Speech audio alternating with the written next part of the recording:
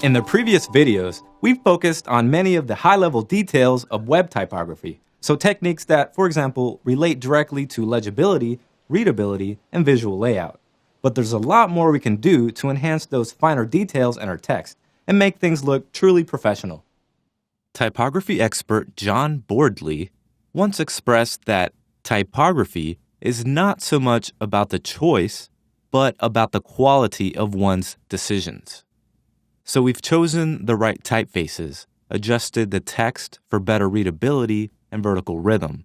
We've also included nice web fonts and icon fonts, and enabled ligatures to improve the appearance of words. But there are a few more creative and technical adjustments we can make to noticeably improve our typography. If we want to leave the reader with a lasting impression, we need to pay attention to the smallest of typographic details. Like John Boardley said, it's what we do with the type that really counts. So first up, using line rules is a good symbol of separation. When using them, they should be subtle and de-emphasized with light colors or line weights.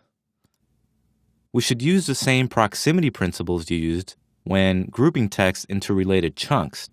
So the line rules should be closer to the information they belong with. That way they will draw attention to the text below. We can create the rule with a horizontal rule or by applying a border style with CSS. We also should never fake font weights and styles. This means no full bold or italics, because if a typeface does not include a bold or italic font, but we still style it as bold or italic, the browser will compensate and try to create its own styles. So this can result in smeared versions of glyphs for bold text because it artificially makes text bold by rendering it double. And faux italic text digitally slants the characters, so this can lead to unattractive results and distorted letters. We should avoid using the B and I tags and instead use strong and M. Using these gives us the freedom to change the appearance of text at any moment by simply changing it in the style sheet. Plus, the B and I tags now have a new semantic meaning than they used to in HTML.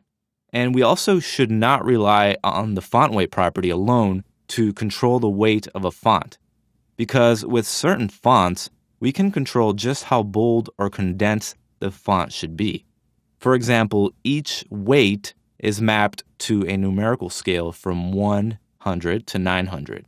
If the font family uses a numerical scale with some of these values, we should just map the weights directly to those values for optimal results. We need to pay attention to the tracking or letter spacing in text. This is the spacing across a word or lines and blocks of text. Tracking can affect the appearance and readability of text by making it more airy when spaced out or dense when tightened.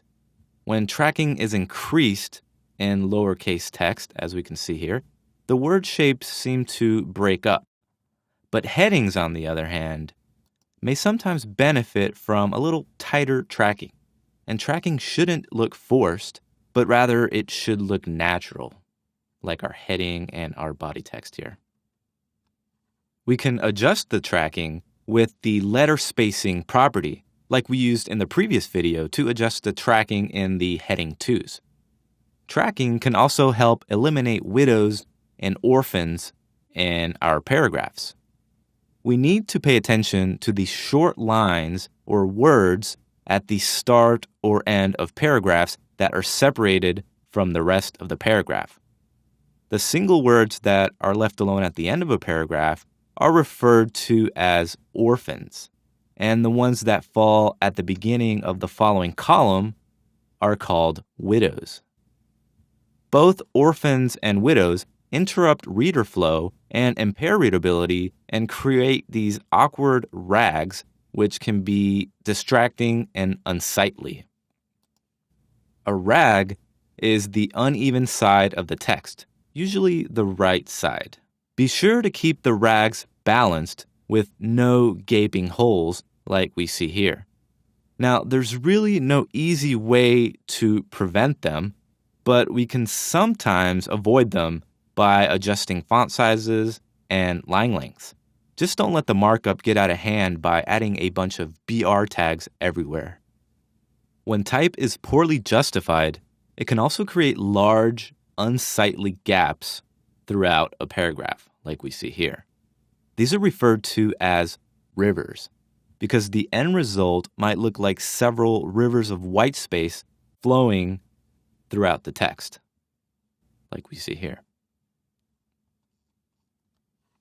So next, let's talk about hanging punctuation in quotation marks and lists.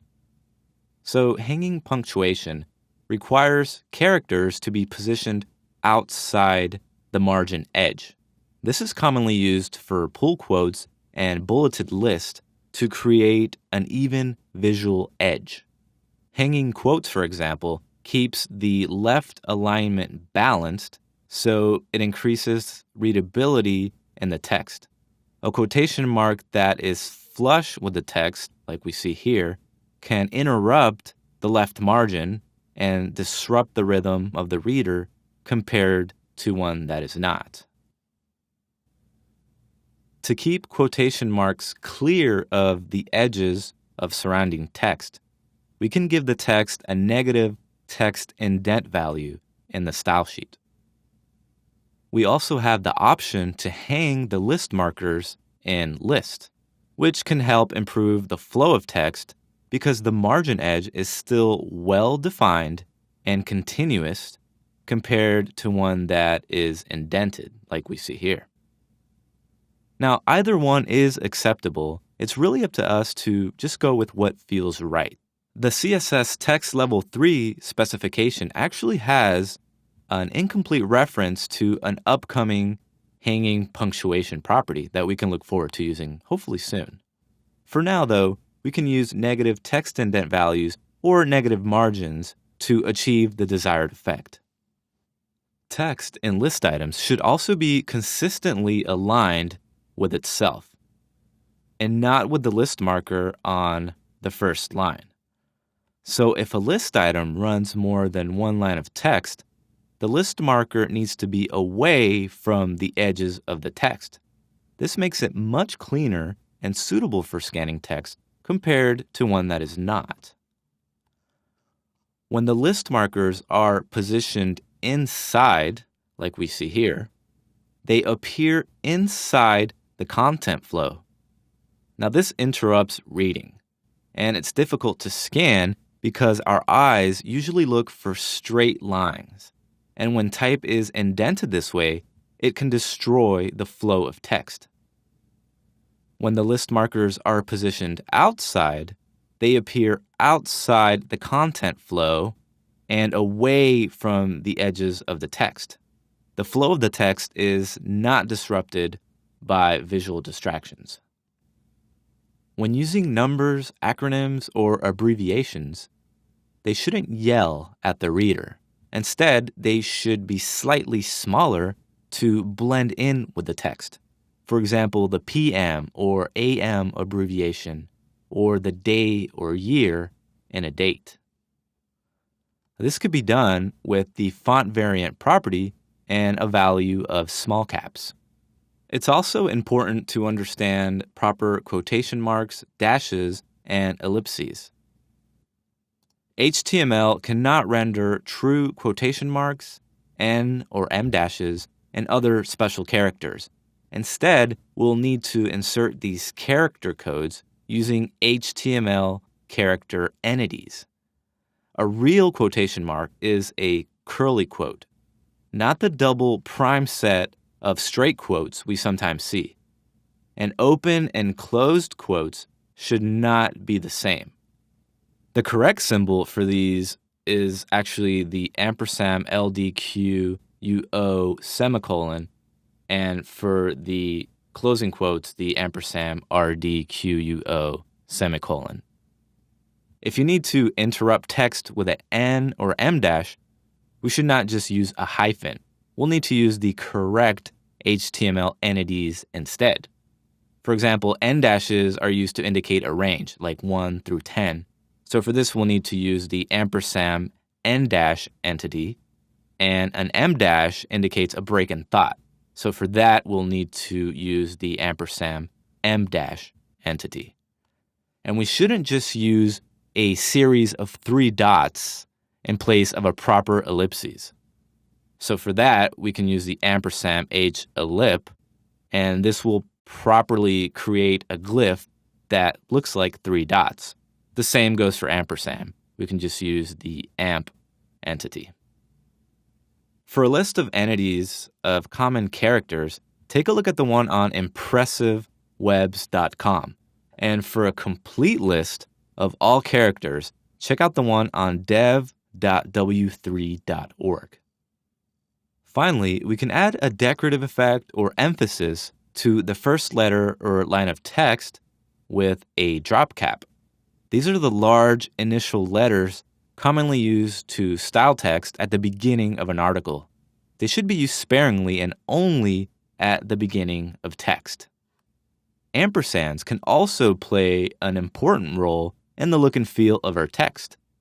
We can use them in titles or headings to add elegance and style to a design.